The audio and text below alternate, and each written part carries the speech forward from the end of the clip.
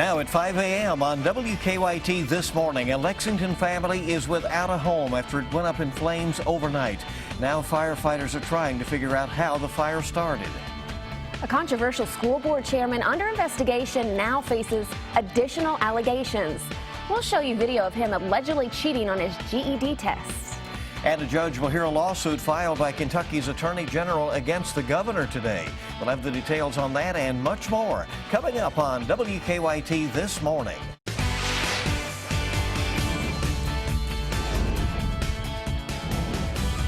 This is WKYT This Morning.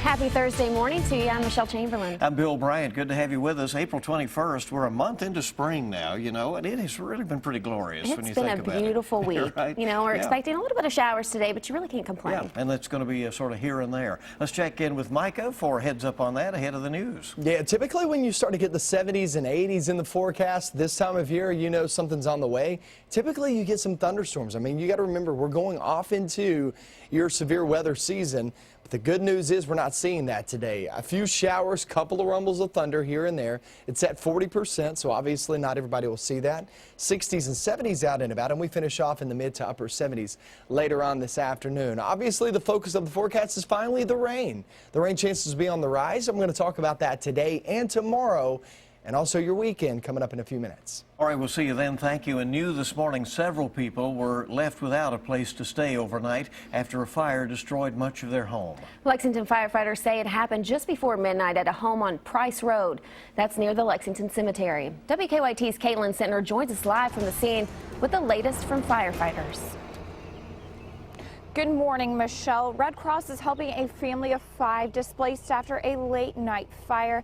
Firefighters said when they arrived on scene, all of the family members were out of the home okay, and they say that took away much of their concern. Lexington Fire Department says the fire was very much active when they arrived in the 400 block of Price Road around 11:45 Wednesday night. We're told when first responders got here, the fire was pushing out the side of the home and lapping up the second floor. The aftermath left the back of the home and much of the upstairs destroyed. A neighbor told authorities sparks were seen coming from a boiler, but an official cause hasn't been determined by investigators just yet. The Lexington Fire Department says its attack on the fire was slowed by a complication.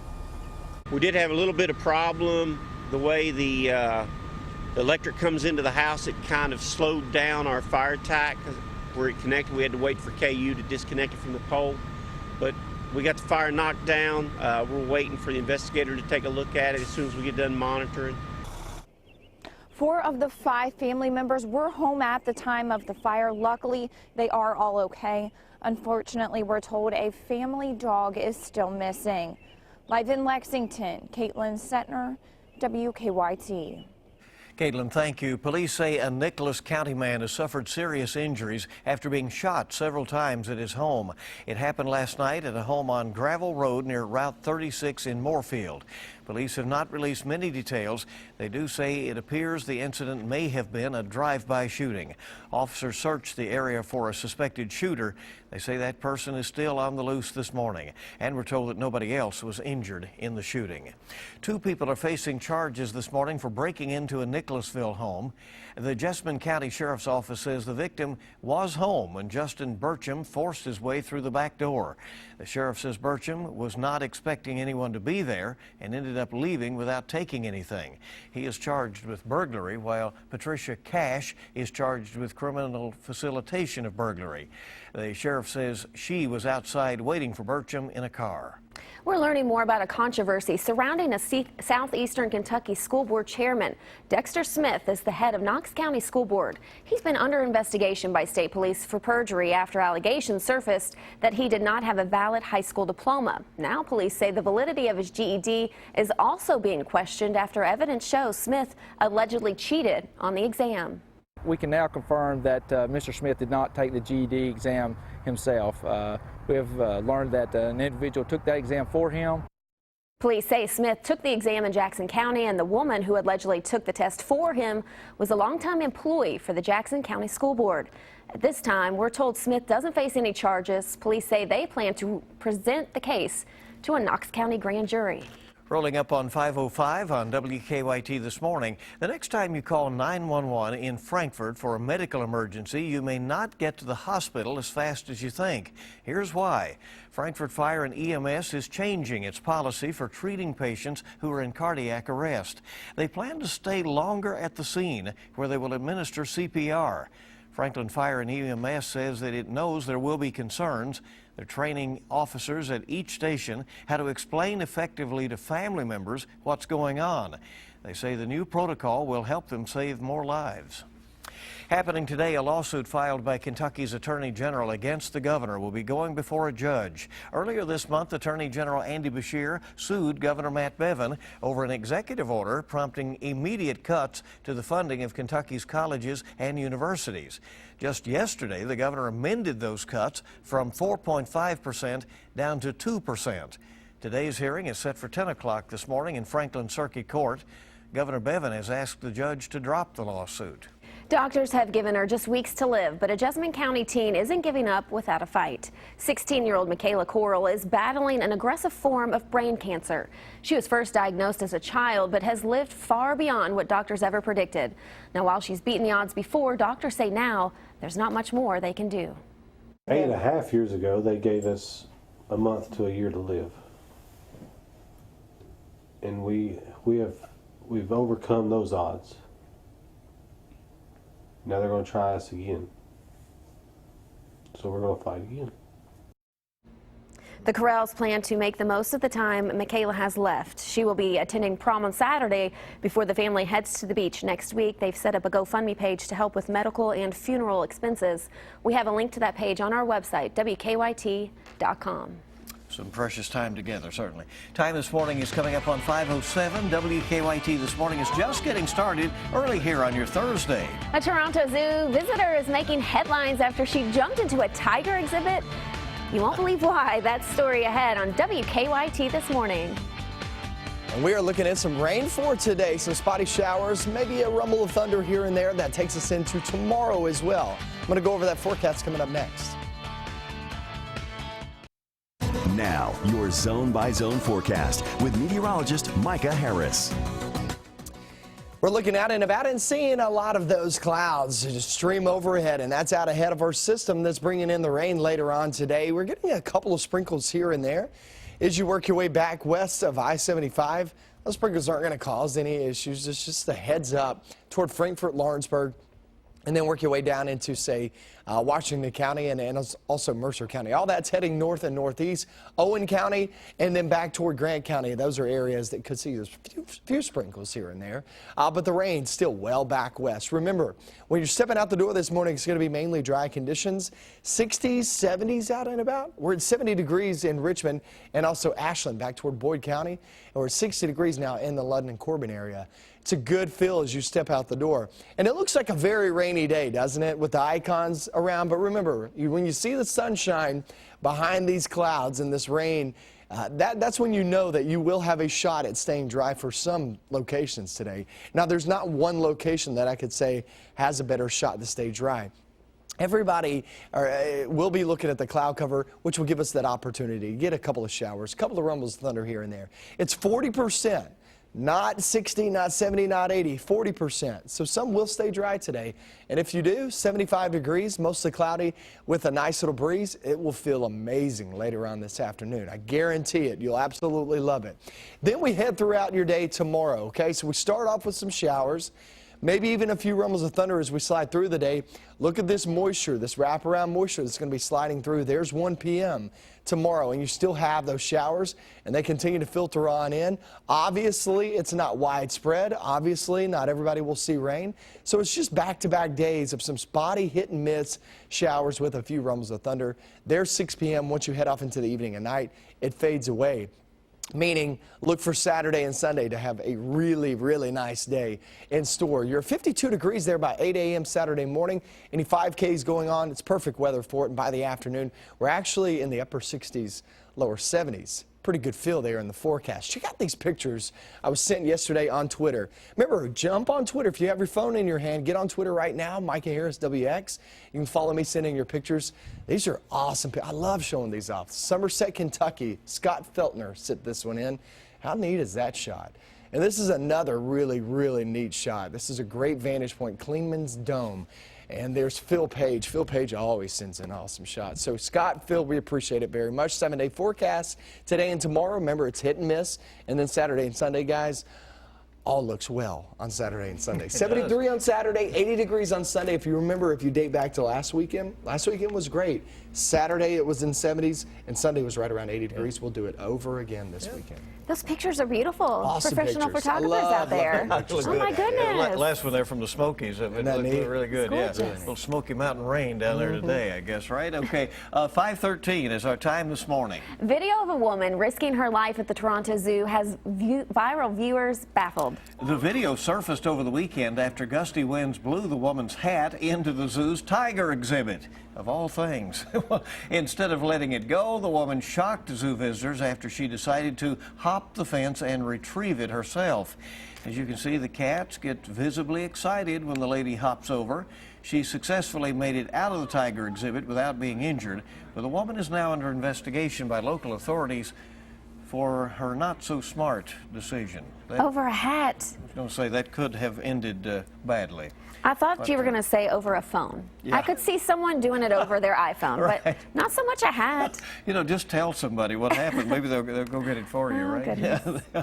5:14 in the morning on WKYT on your Thursday. Hey, it's good to have you along, and hope you're getting ready for a good day ahead. Oh, yeah. When we come back, we'll have a look at your money. A list of America's top-paying companies shows one industry dominating, and a major video game console is going away. I'm Brooke Silva Braga in New York. Those stories and more coming up in your CBS Money Watch report. Hey, good morning again. It's good to have you with us here on WKYT. It's 21st of April, and, you know, we're rolling toward the Kentucky Derby at this point, I cannot right? wait, yes. And 5:18 here in a couple of seconds. There is a new use for hoverboards. And one of America's top-paying companies is dominating the market. Brooke Silva Braga has the latest on your money. Stocks continued their winning streak on Wednesday. The Dow gained 42. The Nasdaq was up 7. Tech companies dominate a new list of America's best-paying employers, taking 20 of the top 25 spots. The median worker at Google, Facebook, and Twitter all make over $150,000 a year, according to the study from Glassdoor. But the top-paying company is a consulting firm, A.T. Kearney. The $20 bill is getting a makeover. Harriet Tubman, who helped free thousands of slaves through the Underground Railroad, will replace Andrew Jackson. The new design is expected in 2020. After 10 years on the market, Microsoft is pulling the plug on the Xbox 360. The video game console has been played for a total of 78 billion hours. Existing units will be sold while supplies last, and players can still use Xbox Live. And there's a new way to use your hoverboard. Boats to Go is offering the hoverboard cart for $69. It allows you to hover on 4 wheels instead of 2. The beach chair is not included. That's your Money Watch. For more, log on to cbsmoneywatch.com. In New York, I'm Brooke Silva Braga. Okay, you'd like one of those, huh? Yes, I want one. All right. The U.S. Treasury Department is making some changes to the U.S. currency. Treasury Secretary Jack Lew announcing that abolitionist Harriet Tubman will soon be the first woman on U.S. paper currency in over a century. Andrew Jackson will remain on the $20 bill, but his picture will now go on the back of the bill. Tubman is famous for helping slaves escape through the Underground Railroad. The Treasury Department says the new 20s are expected to begin circulation in 2030. And I thought I saw a story this morning indicating maybe 2020 on that, so they're maybe pushing it up some. So Visa says it has upgraded its software so that chip-enabled cards won't take quite so long to process. The company says the chip card will only need about 2 seconds to register. Now, previously, customers had to leave them in the terminal while the transaction went through. This will cut about 18 seconds off of transaction times. Walmart has instituted a policy change to trim some time for customers. The retailer will no longer ask customers to confirm the amount of the transaction, so this will save about 11 seconds. Businesses say the tweaks are necessary because customers are used to the speed of just swiping their cards. It does take you. It does take a while. Getting used to it. You sit there and you wait and you're thinking, so this is progress. You know, right? But you knew this was going to come. Yeah, so they're going to adjust a little bit there. All right, 5:20 on WKYT with a lot more news coming up for you this morning. And sports is next. Marcus Lee, the latest Wildcat to declare for the draft, but he stopped short of signing with an agent. We also have UK baseball and UK softball highlights from last night. They are 20-1 on the road. That action next in sports.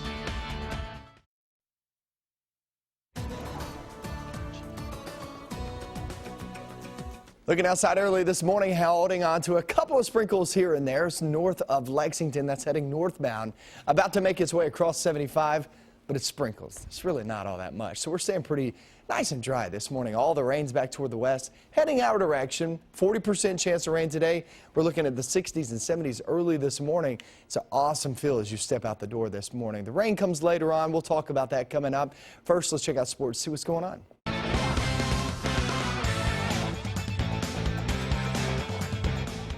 Tyler Eulis, Jamal Murray, Scala Bissiere all declared for the NBA draft, and they hired agents, so they are not coming back. Yesterday, Marcus Lee, he's going to give it a try also. The 6'9 junior telling ESPN he has every intention of leaving UK for the draft, but he's not going to hire an agent, which would leave the door open for a return to Kentucky. Quote, "My plan is to go to the NBA. That's the only goal," Lee said. ESPN quoting NBA sources who say Lee is more than likely a second-round pick. A couple of nights ago, UK lost 7-6 to Louisville in baseball, but a pair of Wildcat outfielders, Storm Wilson, Marcus Carson, they made two highlight reel plays. In fact, Wilson was number 1, Carson number 4 in the ESPN top 10. In case you missed it, third inning. Luke Becker and Tristan Pompey violently collide in the outfield. Wilson there to make the catch and robbing a possible hit. Then, speaking of robbing a hit, in the 7th, Louisville looking to tie the game. Carson will scale the wall, robs Brendan McKay of a home run, and not bad for a guy who stands just 5'7". He's 5'8". Give him that. No, I was telling everybody I thought that was a better catch than mine. You know, he actually had to show some athleticism. I was just in the right place. So, yeah, it was great. I was excited for him. That was awesome. You know, it was really cool being. Both of us being on sports, and you know, it's a good time for us. So. In the fall and stuff, we'll do like a drill where we just like work on like wall drills and like just filling for the wall. And we actually like did like a couple of drills where we was like robbing home runs. And our wall's a little bit taller than Louisville's, but so I guess it might have helped a little bit yesterday. An attendance record of more than 1,300 on hand last night to watch Western Kentucky and 11th-ranked Kentucky in softball. Top of the 4th, UK runners on first and second. Brooklyn Hines picks up the RBI single, bringing home Maisie Steed. 1-0 Cats. Next batter, Brianna Ray, grounder to second. Western tries to come home for the out. The throw is wild. Abby Cheek and Hines beats the tag 3-0 UK with the big blow of the inning, courtesy of Jenny Shaper. The freshman catcher crushes one to left, a 2-run homer, 5-0 Kentucky, and that would be the final. Shaper's second homer in the last 4 games. That's a look at sports. Have a great day.